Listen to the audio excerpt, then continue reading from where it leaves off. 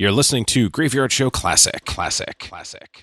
Podcast number 21, May 7th, 2009. This is Christopher Sharrett. I teach film studies at Seton Hall University, and you're listening to The Graveyard Show.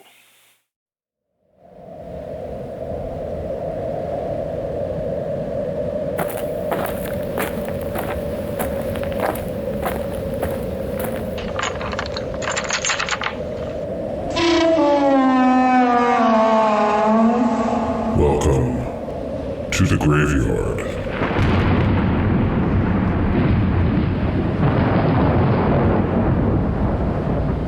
And welcome to another edition of the Graveyard Show podcast. I am your caretaker, and the graveyard is open. Professor Christopher Sharrett, you heard at the top of the show, he's coming back to the graveyard. If you missed his first appearance on the show, that would be podcast number 11. We discussed film criticism and how it relates to horror films, a little more general discussion. This week, we're getting a little more centralized with our topic. We're going to discuss the idea of the couple and how it relates to horror films. Curious? Well, stay tuned. It's going to be a good discussion. And as you can hear in the background, the grave diggers have begun. Oh, we're not digging a new grave, no. This is an old friend coming back for his second appearance. Professor Christopher Sharrett. It's time to go back to school, my friends. Take out your notepads, your number 2 pencils. It's time to talk film criticism with the professor.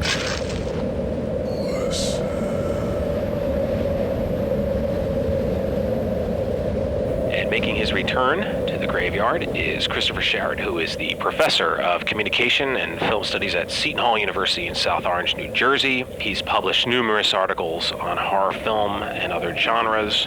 And of course, he's the co-editor of the horror film critical anthology, Planks of Reason, Essays on the Horror Film. So today, we will be talking about the idea of the couple in horror films. What can you tell us just in general about the idea of couple and what we mean by the idea of the couple in horror film? The couple signifies what the happy ending of a film signifies, which is the restoration of the normal world. The happy ending was something that was mandated by the Hollywood Production Code. As much as the Hollywood Code restricted things like sex and violence and so forth, at least up to a point. But the couple, has a very weird function because it does suggest the idea of everything being okay, where the film ends, where the hero and the girl get back together again, or the married couple is, united after a period of strife, and then the sun goes down or the sun comes up or something like that, and there's a sense that all is right with the world. So the couple is as important as the happy ending, even though, there were all kinds of restrictions placed on the couple. Like you couldn't show a married couple in the same bed. Of course, it was one of the big jokes of the old Hollywood that you couldn't present what would be the most normal, about at least a married couple. Of course, you couldn't show an unmarried couple in bed until you came into the rating system of the 1960s. But the couple is important, and the couple is, of course, under siege very often in the horror film and in science fiction, where it's pursued by the monster, it's separated, the man and the woman are in separate places or running in separate directions, and and as they're chased by the creature, and they are then, of course, they are restored as the monster is vanquished. And I think this is all very important in terms of the social and political relevance, not only of the horror film, but every genre, insofar as the couple signifies this kind of sugary notion of the world, and this nice concept of small town USA or of suburbia. But it's an image that is harder and harder to really maintain or sustain. Hence, there's been a return to films that question suburban life, films like Revolutionary Road and many others that have come into vogue, in the past decade or so. But you have couples, of course, all through the horror film genre that are threatened. Like, for example, in the first Frankenstein film, the doctor is preoccupied with his son, with his monster creation, and he's not paying attention to his prospective bride. That's been read in all kinds of ways since the coming of film studies, and since we become aware of the sexual orientation of James Whale and Colin Clive, and so forth. And the first Frankenstein film has been seen in a kind of a camp way, because of the gender issues there. But I mean, the fact remains that you have the monster as a figure of disturbance. He disturbs the normal world. He's the most sympathetic and interesting character in the whole film. That first Frankenstein film is a wonderfully poetic piece of work. I mean, particularly in terms of the portrayal of the monster by Karloff. Sure. Because he's a persecuted figure. He's the outcast. I mean, he's everything that's wrong with society, and the mob comes after him. Right? James Whale portrays the town as, obviously threatened, but also unthinking and vicious and so forth. But what happens, though, of course, is that the doctor loses his obsession with the creature, and loses his obsession with with the perverse. That's also true of part 2, the Bride of Frankenstein, where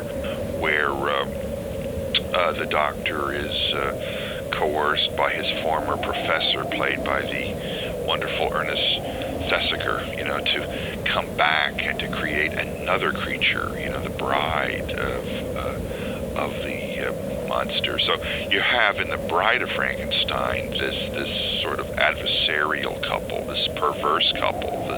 We don't know what their sexual or gender activities are like or might be like, but clearly it's the idea of an alternative couple, and it's a tragic couple, and you could say it's a kind of a commentary on the idea of the couple, because lo and behold, the monster's bride rejects him. So there's divorce at the outset. But then again, just as with the first film, there's the idea that the normal world is restored in the form of the nice heterosexual married couple. At the end of the first Frankenstein film, there's that phrase by the old Baron, it's time that everybody should be back in their beds. I'm probably misquoting, here, but what you see is that the doctor is he's injured, but he's back in his marital bed, and he's attended to, by the various maids of the castle, and I don't know if if his wife is actually seen in that shot, but you get the idea. Sure. Now he's come to his senses, and he's back with the middle-class household, and he's taken on the role of an early version of Mr. Cleaver or something like that, but I mean, the portrayal of gender and the portrayal of the idea of marriage, the idea of the normative, is a kind of focus of social commentary in the horror film, as it is in other genres, but you do see it in an often marked way in the history of the horror cycle. It's interesting, since your first appearance on the show a few months ago, I've been doing, and even I think before you were on, I think I had Heidi on, but I had Heidi Martinuzzi on the show, who is the co-creator and writer of the website PrettyScary.net, which focuses mainly on women in horror. And last week I had Donna Davies on the show, who directed a documentary about women in horror called Pretty Bloody. And both of them had a very interesting take on romantic comedies. That portrayal of women and their love life is very inaccurate, whereas horror movies may be the reverse, more so about bringing real issues to light. And it was very interesting to hear that from them, because that's something you normally don't hear, because romantic comedies are so popular and they always do very well for the most part. And that seems to be more of a focus towards women moviegoers, and as opposed to maybe something a little more graphic or intense, I guess you could say. I want to go. I mean, it depends. I'm sorry to. No, that's okay.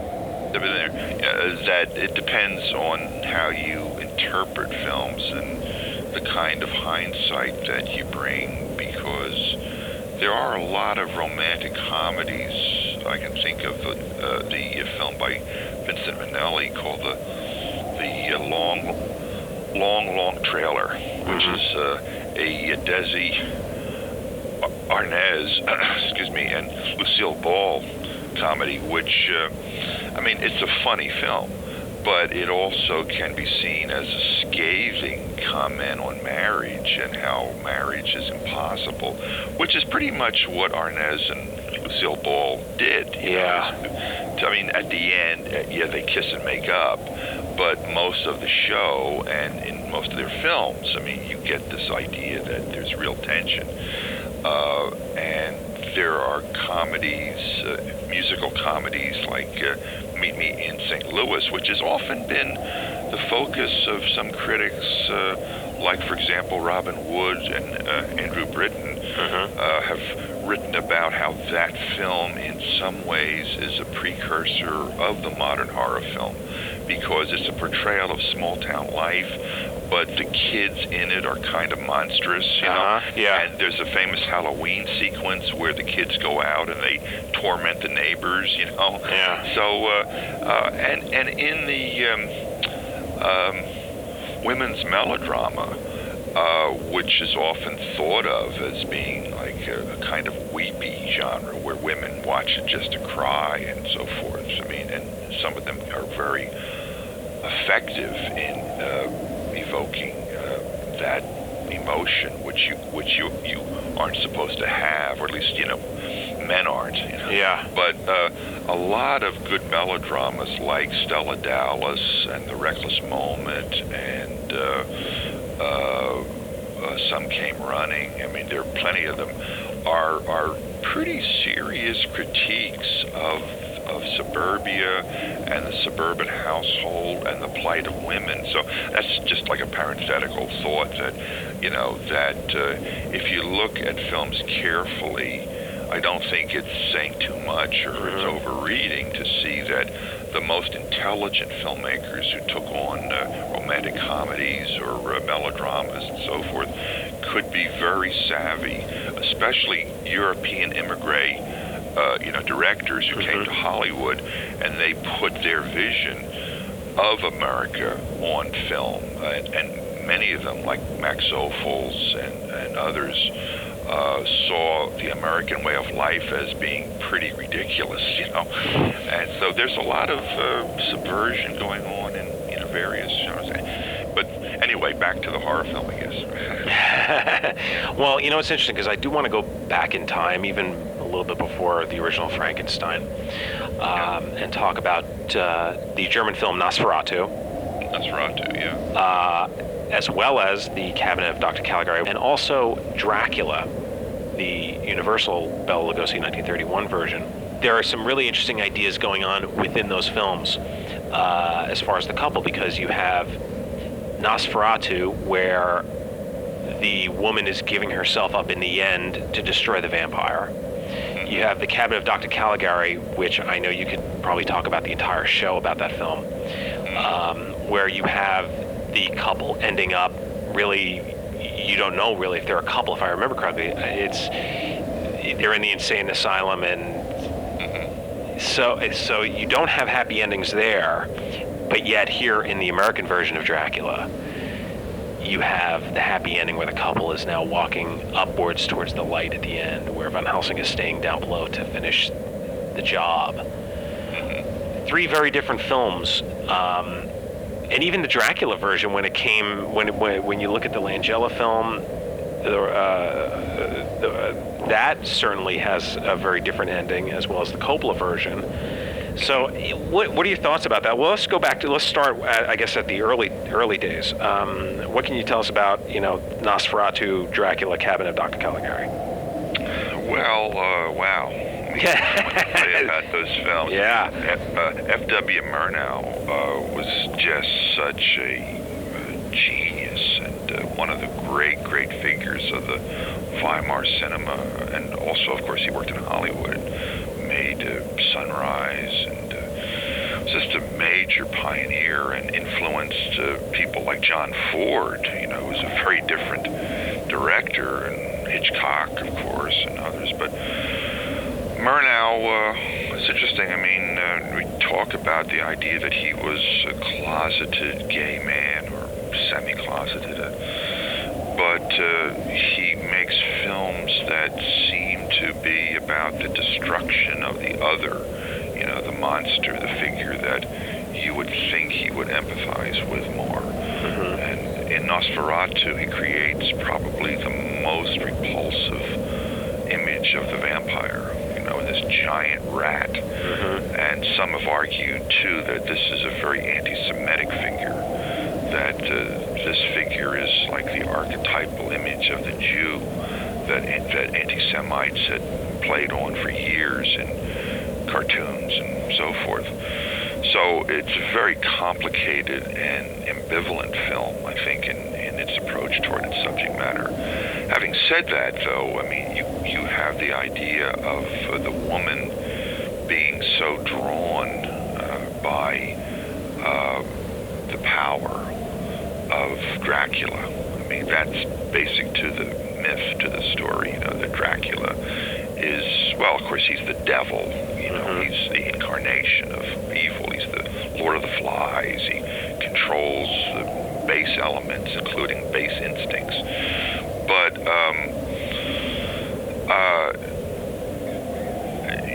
in Nosferatu, you have something that's, well, it's typical of the best horror films, really, in that the monster is the most interesting figure, and he's the most charismatic figure, even though he is incarnated here as something really vile with his long nose and rat-like head and long fingers and so forth. He is a seducer, He's also bisexual. That's more explicit, I think, in the Todd Browning Dracula than in Murnau's, although it's there too. The idea that he's a force that impacts men and women. that he creates these disciples. He's a kind of antichrist, he does what Christ does, but sort of in an opposite way. Yep. But one of the key things is that he is the focus of passion. There's an interesting scene in Nosferatu where the young woman is seated on the beach, and we see that kind of chintzy graveyard first, where the crosses are kind of fluttering in the breeze because they're made out of cardboard. Mm-hmm. Yeah. But she's, seated there waiting for her beloved to come back. And there is some ambiguity about who this beloved is and what this upset. I mean, she's captivated by the idea that this spirit is coming over there, that Dracula is approaching Nosferatu, mm-hmm. or Count Orlok. Yep. So Orlok is a symbol of everything that has to be repressed, that has to be held down. Robin Wood commented on the idea that Nosferatu is a film that was made on the doorstep of Freud, and I think it's a pretty good observation. That here is this being that is antithetical to everything that has to be put down in the world in the world of bourgeois Germany, or in the Western world overall. And he is put down, and he is portrayed as something utterly horrific. He's from the East, he's not from the West. Yeah. He's not part of the Western world. He's coded in such a way as to push the buttons of anti-Semites, But he's also, of course, tied to passion, and he's tied to vermin. He's tied to plague. And the plague element was, of course, picked up a lot in Coppola's version of Dracula, which references Nosferatu and every other vampire film, I think. But the notion of Dracula being tied to things like what we now call STDs, venereal disease, viruses, and so forth. There are scenes like in the Coppola version. You see it also in Nosferatu, where the scientist is talking about bacteria, about these, also small plants and other parasitical items, of the natural world that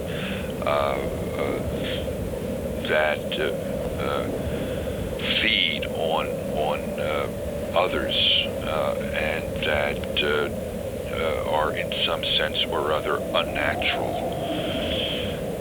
And that becomes more and more explicit in terms of its association with VD, and then later on with AIDS, But the key point, though, is the idea that the vampire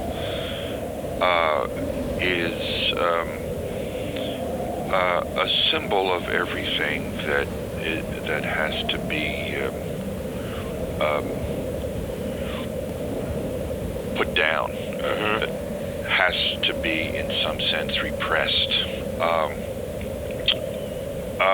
and that's done. It's done in a very dutiful way by the early filmmakers, because it was hard to not do that and get around the production code, certainly in Hollywood of the 1930s.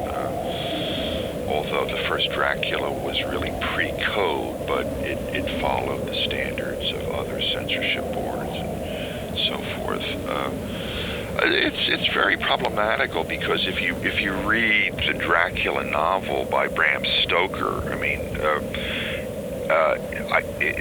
there's no question that Dracula, although an interesting figure, is not meant to be especially sympathetic, and that Stoker is writing from a highly conservative standpoint.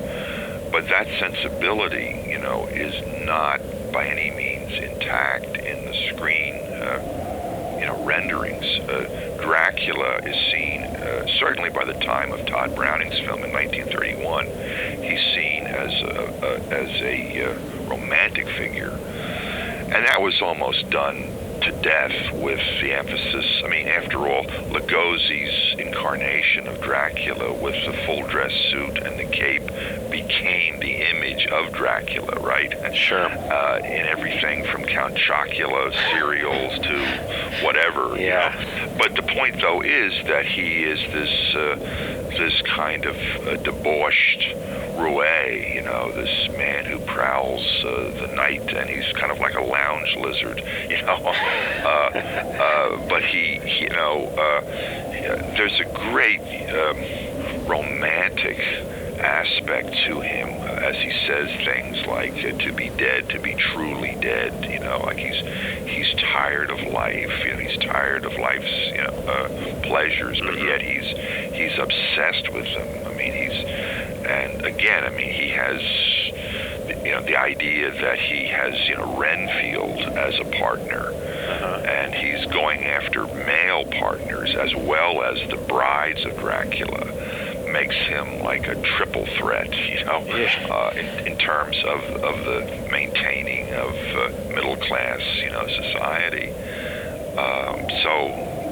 There's so much going on in the Dracula myth. Yeah. It's very, very foundational to the horror, genre.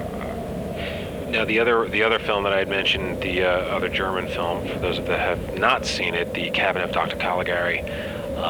Maybe for younger viewers, the ode to that was Rob Zombie's music video, Living Dead Girl, where he took that film and he shot his video like that, same types of sets and stuff. So if you've seen that and you haven't seen the movie, go see the movie and you'll know what I mean. Anyway, The Cabinet of Dr. Caligari is certainly an interesting film because there are a lot of political messages going on in there. And also, there were two different endings to that film. Am I correct? There was the more positive ending, which is the one that's available, but there's right? there's a complicated controversy about the film when the script was prepared by Karl Mayer and Hans Janowitz.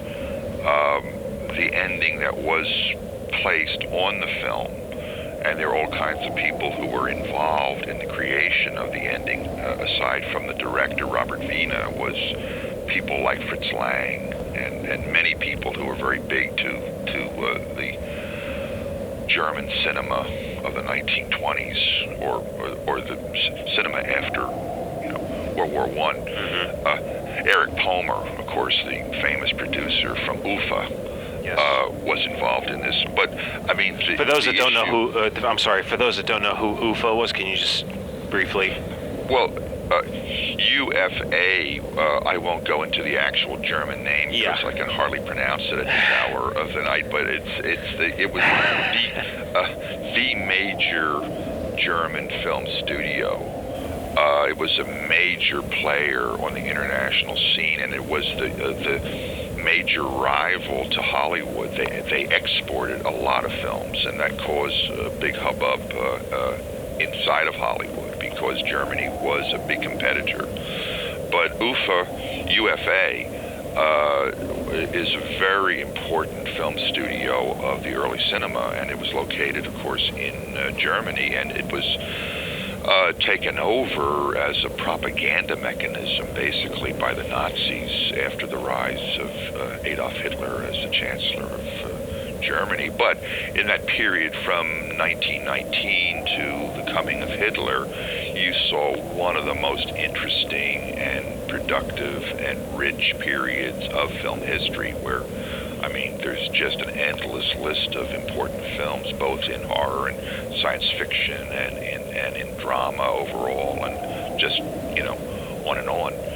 But where was I? I don't know. You always come up with some great stuff. So, Cabinet of Dr. Caligari. Well, I mean, of course, if you see the film, there's this young man telling a story about a very strange occurrence that took place in his hometown some years back. And at the end of the film, we find out that he is a lunatic in a madhouse, and that the head doctor of the madhouse is Dr. Caligari.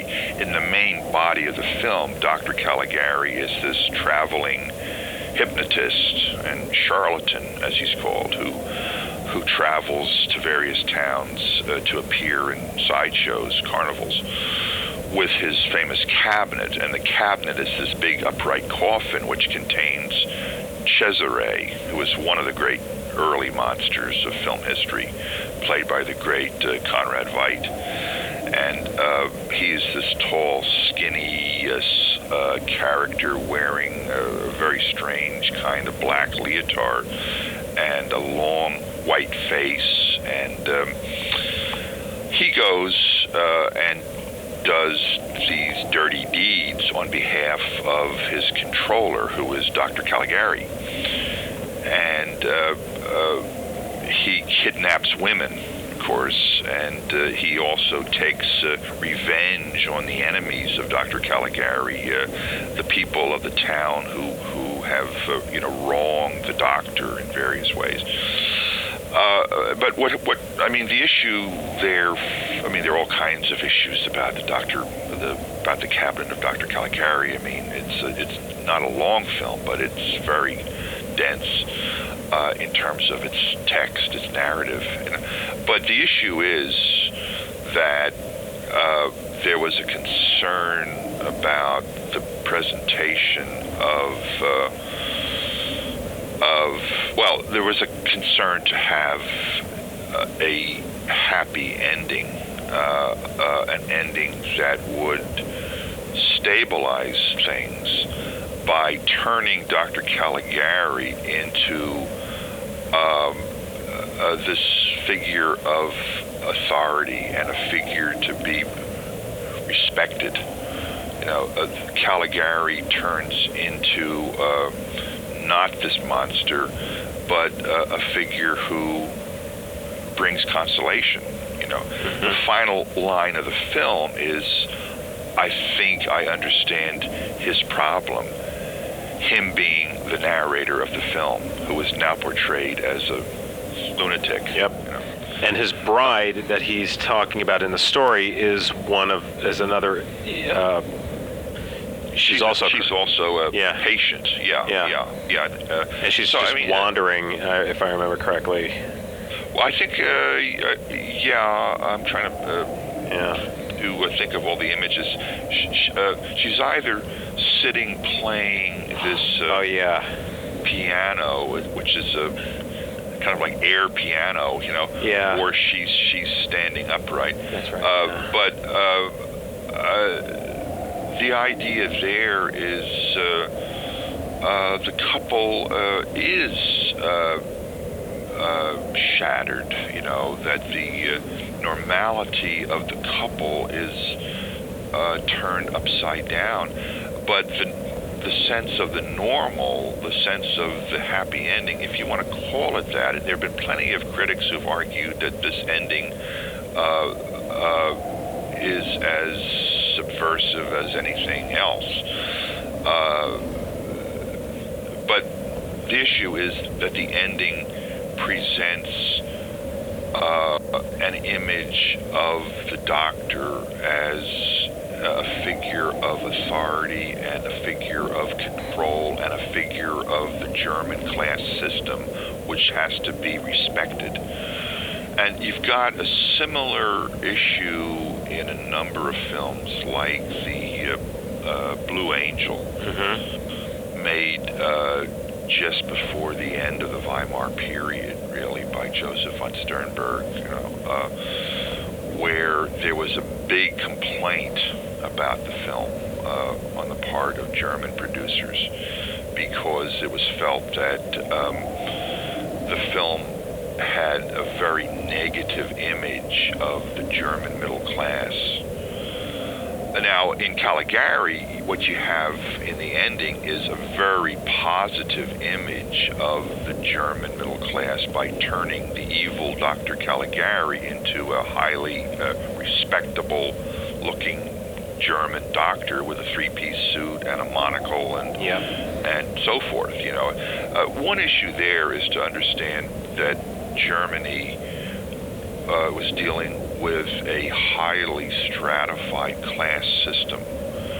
And to make fun of a doctor or to bring into question the class system, even though it was done all the time during the Weimar period, because it was a rich period, the last moment of something like liberal democracy before the coming of the Third Reich. It was this great period between two world wars, really. But still, I mean, the issue that the German filmmakers had to negotiate was to present this image of a nightmare world, which is the best way I think of probably describing Caligari. The image of a world that's upside down, where you can't trust anybody and everything is distorted in that wonderful expressionist style of the designers who worked for Robert Wiener. But instead of leaving us strictly with this world that's upside down, we end up with this image of a doctor in a three-piece suit and his eyeglasses, who says, "Well, now I know how to solve things. I can solve the problems of this patient." So there's the idea, though, that even though the world has gone through this cataclysm, World War I, and even though we have that cataclysm embodied in this incredibly weird film, and there were others of that time period, obviously, but even though we've had that, we can still restore the normal. We can still bring back the idea of the dependable middle-class male to come in and save the day, and that's embodied here, not in a John Wayne type hero, but in the idea of a German middle-class, professional, a doctor. So that's one issue about the ending of the film and about how it deals with with the overall content of the narrative. Now, jumping ahead, because I know we could talk about, there's so many different films that we could talk about, and I'm trying to kind of go around the usual suspects of films that are discussed. Jumping ahead to the 1950s, certainly in America, the nuclear family, the dad wearing the suit at home, mom dressed up, and that whole sense of the happy family. Looking at one movie in particular, The Blob, the Steve McQueen film, certainly a film that does portray that type of nuclear family in the small town, the monster coming to destroy everybody, and the couple surviving and going on to a happy ending. Certainly, if you were to look at how that film mirrors history, that's certainly one that really does mirror that time. Yeah, well, the couple and middle-class life are being battered and bruised all the time by all kinds of monsters in the 1950s, okay, because there's so much paranoia, fear of the communists, fear of teenagers, fear of motorcycle gangs, fear of the H-bomb, of course, which is a real fear. It was an incredibly frightened time. It's also a pretty subversive time. People think of the 50s as conservative, which they were. I can attest to that. And being a person who grew up in a small town in Pennsylvania, it was quite conservative. It was also the period of the coming of rock and roll, the coming of black music to the middle class and so forth. But in Hollywood, I mean, there were a lot of films, like the melodramas of Douglas Sirk, the films of Nicholas Ray, like his great James Dean film, Rebel Without a Cause. There was a lot of recognition that middle-class life as portrayed on television in Ozzie and Harriet and Leave It to Beaver, and there were other aspects of culture that saw that image as ridiculous, even during its time. But I mean, in horror and science fiction, the couple, the family is being threatened. You have the idea of the middle-class male, the man in the gray flannel suit, so to speak, being portrayed as worthless in a film like The Incredible Shrinking Man, where this character shrinks down to nothingness, and some have read that as being about the shrinking male ego during this time of incredible conformity. In the Blob is a little bit different because it does register this disturbance within middle-class life, that middle-class life is being threatened all the time, that there's something that's causing trouble so that people can't have their little house with a picket fence outside. But that film is essentially pretty conservative because what it does, it's got some great stuff in its use of locations. In Phoenixville, Pennsylvania, actually, was a central locale, the movie.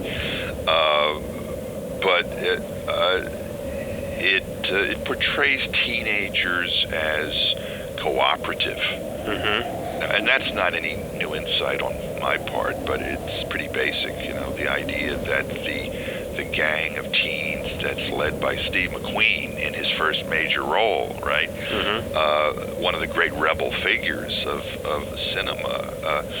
But teenagers are portrayed as cooperative, and the police, to some extent, they're a kind of mixed bag, because there's a cop who is a kind of a surly figure, but the principal cop is a cooperative, affable guy, That's really a film that tries to uphold the idea that America is still a pretty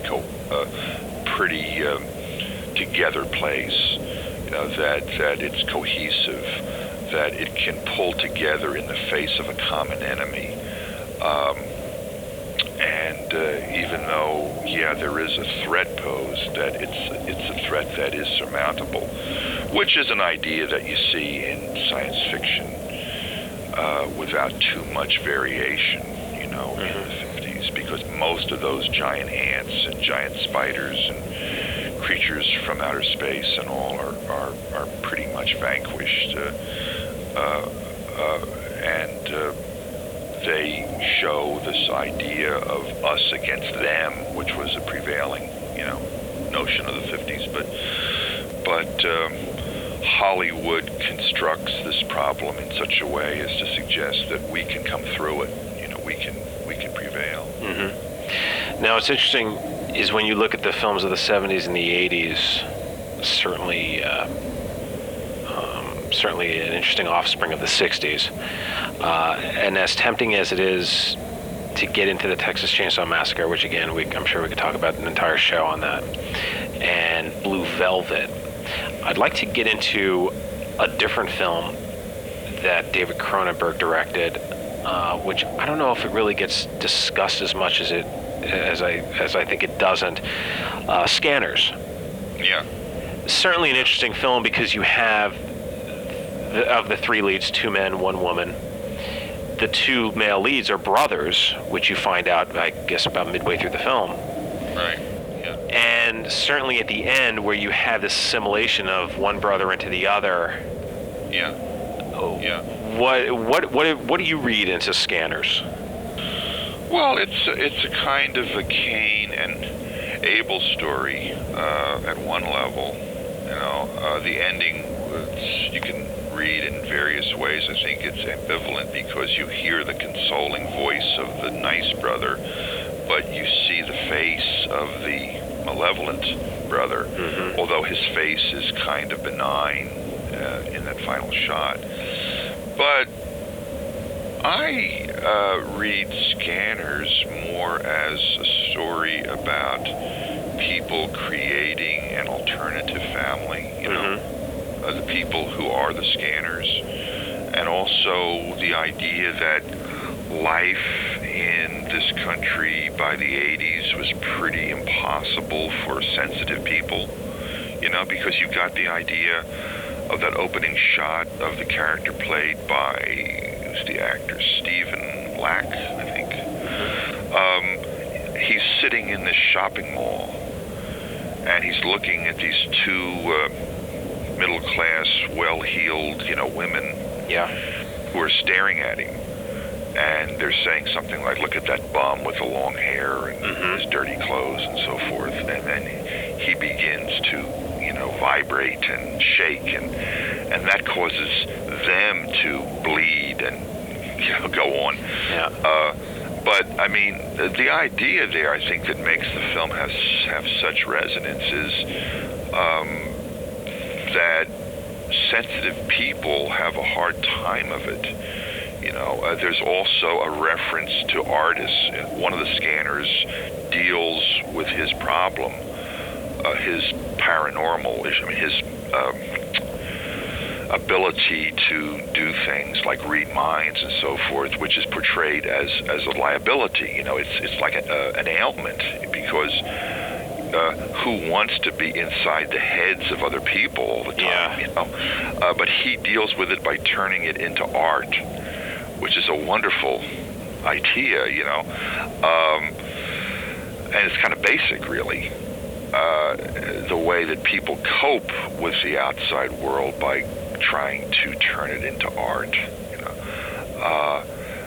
But I mean, the film has a lot of interesting elements to it, in the idea that, you know, bleeding from the nose and having veins, you know, bulge in the forehead and all are signs of the presence of the so-called Scanners, you know.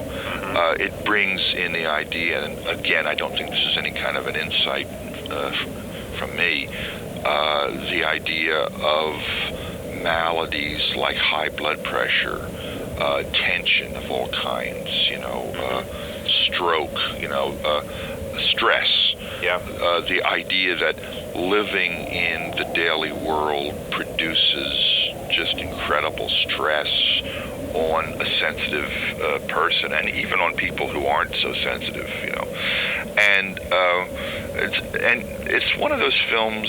There were several at that time, like Carrie and The Fury, both by De Palma, you know, that project the idea of rage, you know, how enraged people become in the modern world, and how you would like your enemies to explode, you know, the people who mistreat you at school or on the job, like if only you could just make them go away or blow up, you know, that would be even better, you know. But I mean, those films tap into that idea, a very basic idea, both the stress and the rage of everyday life, and as I suggested, I think in terms of Scanners and The Fury and some others, the idea that the only way out is to find some alternative family, some kind of sort of a commune that you can put together, where you can find some solace, you know. Which even early on, when the other Scanners are when they're all together there, it is kind of like this commune of Scanners as they're fleeing the authorities. So certainly is interesting. I mean, Cronenberg. We could psychoanalyze his films from now until the end of time. I can't believe how fast the time has gone by, and certainly, this is just the tip of the iceberg. So, perhaps we should revisit this in a later show. And I also wanted to talk to Professor Sharrett as well about zombie movies, but I'm going to save that for another show. So, once again, I want to thank Professor Sharrett for joining me in the graveyard. He is the professor for communications and film studies at Seton Hall University. It's always great having him on the show. Professor Sharrett, thanks so much for joining me. Anytime. And as I put this interview to rest, I would like to thank Professor Sharrett for once again coming back to the graveyard. It's great having him on the show, and I can't wait for his next appearance, which will be later on this year. And as you heard, we were talking about zombies as the next topic, so I'm really looking forward to that. Not really. I'm tired of zombies. I'm just kidding. Trying to keep you zombie fans at bay. My God. It's like a topic I can't get away from. Every week. And I like zombie movies. Could you imagine if I hated zombie movies? I'd be miserable right now. And just remember, my friends, as you exit the graveyard, I'd like to remind you to please lock the gate behind you. We wouldn't want anyone to get out. Until next time.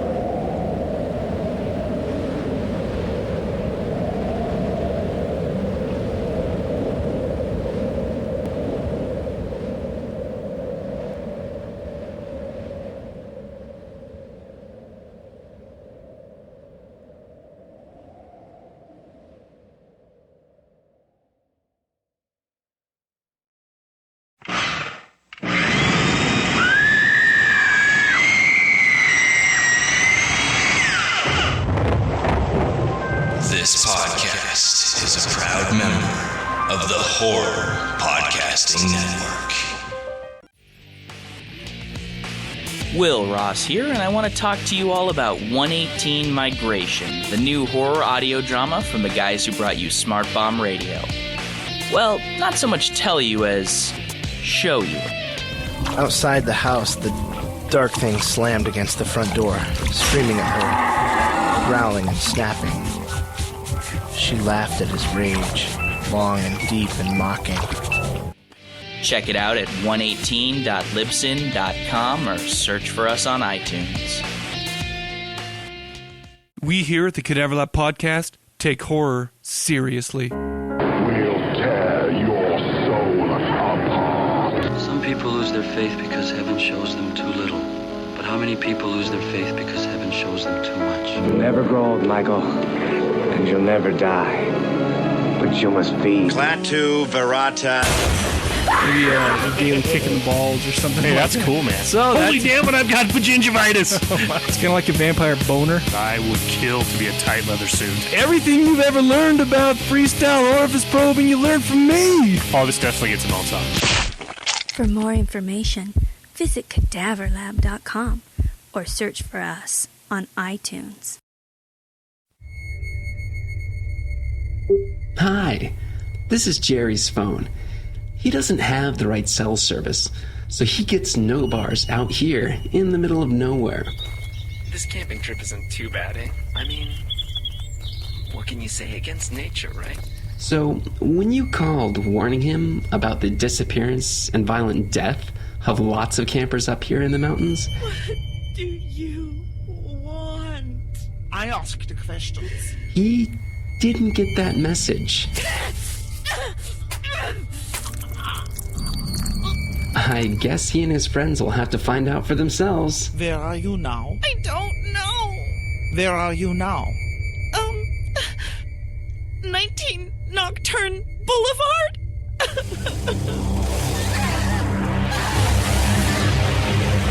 www.19nocturneboulevard.com. Where are you now?